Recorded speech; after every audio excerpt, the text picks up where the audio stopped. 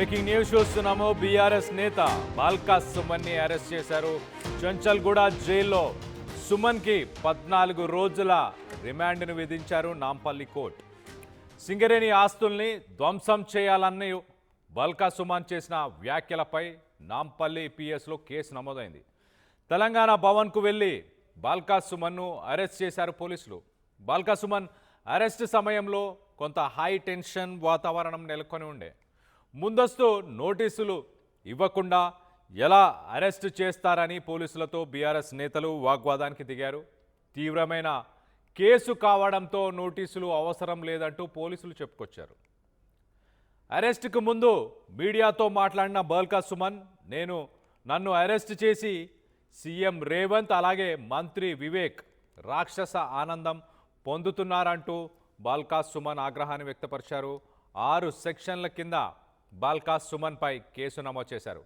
గురువారానికి మరో పక్కన ముందస్తు బెయిల్ విచారణ వాయిదా పడింది. బాల్కా సుమన్ రిమాండ్ రిపోర్ట్లో కూడా కీలకమైన విషయాలు వెలుగులోకి వచ్చాయి. సింగరేణి సంస్థ ఆస్తులను ధ్వంసం చేయాలని, ఆఫీసులకు నిప్పు పెట్టాలని మాట్లాడిన బాల్కా సుమన్ సింగరేణి కార్యాలయాలపై దాడులకు పిలుపునిచ్చారని ఫిర్యాదులో పేర్కొన్న జూనియర్ ఇన్స్పెక్టర్ ఆనంద్ వీడియో ఆధారాలను పోలీసులకు అందజేశారు. ఆనంద్ సింగరేణి ఉద్యోగుల భద్రతకు ముప్పు ఉందని ఫిర్యాదు చేశారు. వీడియోలను కేసులో కీలక ఆధారాలుగా చూపించి పోలీసులు బాల్కా సుమన్ కూడా పోలీసుల ఎదుట అంగీకరించారు అంటూ వార్తలు వస్తున్నాయి. సుమన్పై గతంలో కూడా కేసులు ఉన్నాయని పోలీసులు చెప్పుకొచ్చారు. సో మొత్తం మీద బాల్కా సుమన్కి సంబంధించి నిన్న జరిగిన అరెస్ట్కి సంబంధించిన విజువల్స్ మనం రైట్ సైడ్ బాక్స్లో చూస్తున్నాం. ఆ విజువల్స్లో చూడొచ్చు.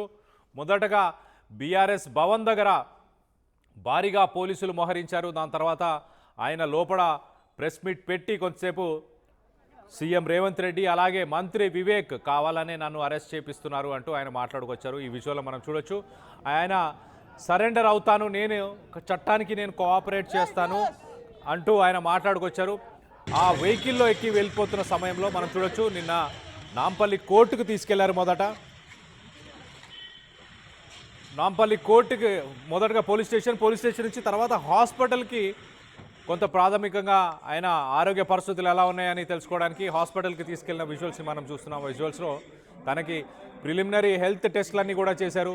ఆరోగ్య పరిస్థితి పూర్తిగా ఆరోగ్యంగా ఉన్నాడా లేదా తెలుసుకొని తర్వాత మ్యాజిస్ట్రేట్ ముందు హాజరుపరిచాడు. మనం చూడొచ్చు హాస్పిటల్ నుంచి తిరిగి వెళ్తున్న విజువల్స్.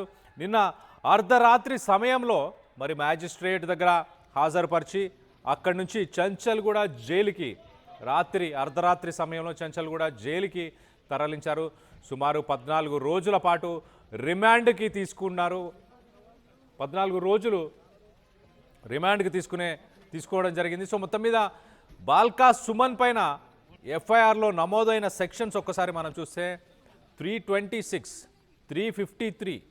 ఈ 326, 353 ఒక రకంగా ఇవి కొంత కాంట్రవర్షియల్ అని చెప్పొచ్చు, అలాంటి సెక్షన్స్ అని చెప్పొచ్చు. దీంట్లో ఒకసారి మనం చూస్తే 326 సబ్సెక్షన్ జీ, దాంట్లో చాలా క్లియర్గా mischief by fire or explosive substance with intent to destroy property, ఏదైనా ఆస్తిని నష్టపరచాలి, ఆస్తిని ధ్వంసం చేయాలి, దాంట్లో మంటలు కానీ అలాగే ఎక్స్ప్లోజివ్ డివైసెస్ కానీ వీటి గురించి ప్రేరేపించేలాగా మాట్లాడితే సెక్షన్ 326 సబ్సెక్షన్ జీ దీన్ని పొందుపరుస్తారు. సో మొత్తం మీద సెక్షన్ 351(3) సబ్సెక్షన్ 351 351 సబ్సెక్షన్ 3 అది కూడా చాలా క్లియర్గా క్రిమినల్ ఇంటిమిడేషన్, అంటే ఒక వ్యక్తిని కానీ ఒక ప్రాపర్టీని కానీ ధ్వంసం చేస్తాము అంటూ మాట్లాడుకొస్తే దానికి ఖచ్చితంగా సివియర్ పెనాల్టీ ఉంటుంది అంటూ చెప్పుకొస్తున్నారు.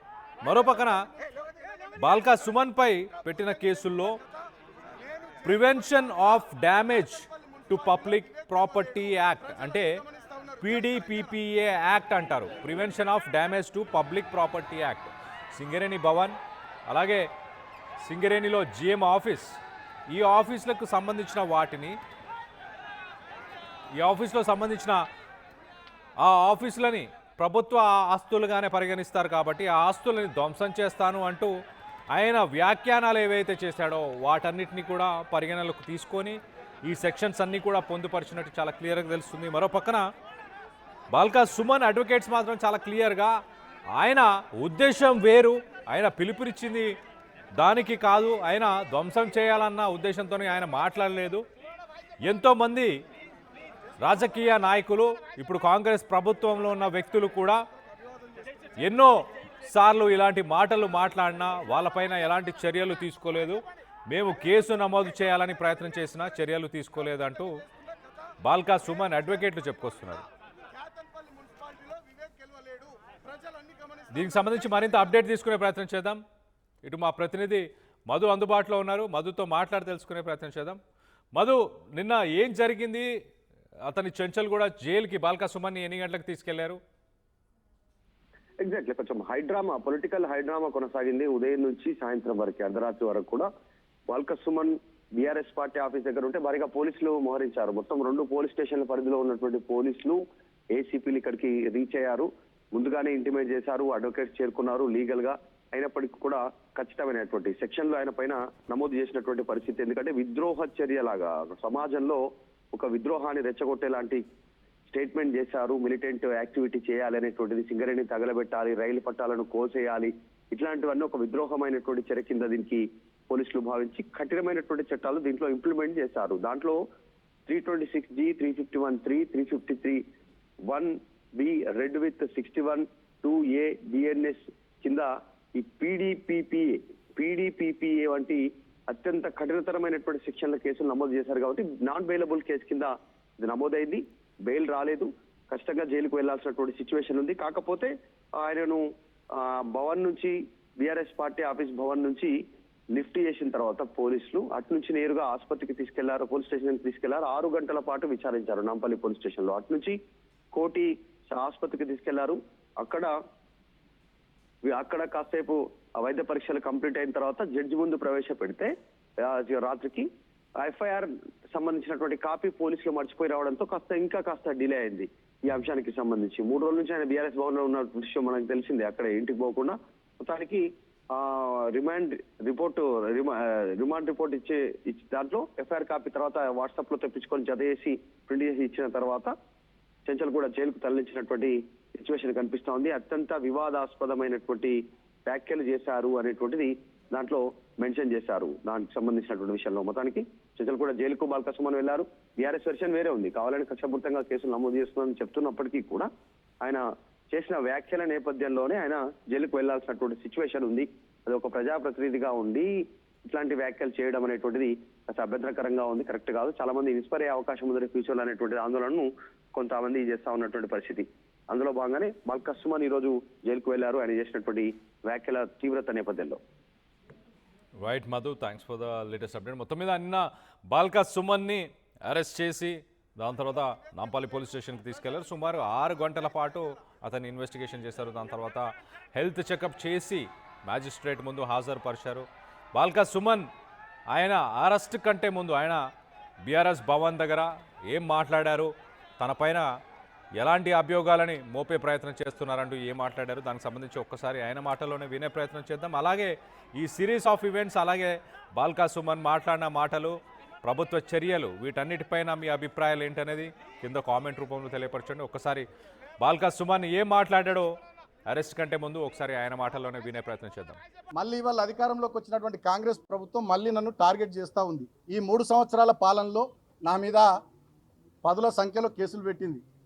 మరి పాత రికార్డు వీళ్ళు బద్దలు కొడతారో ఏందో తెలియదు. గతంలో 226 కేసులు ఉండే నా మీద తెలంగాణ ఉద్యమంలో. ఆ రికార్డు బద్దలు కొట్టాలనుకుంటారో ఏమో ఇప్పటి కాంగ్రెస్ ప్రభుత్వం.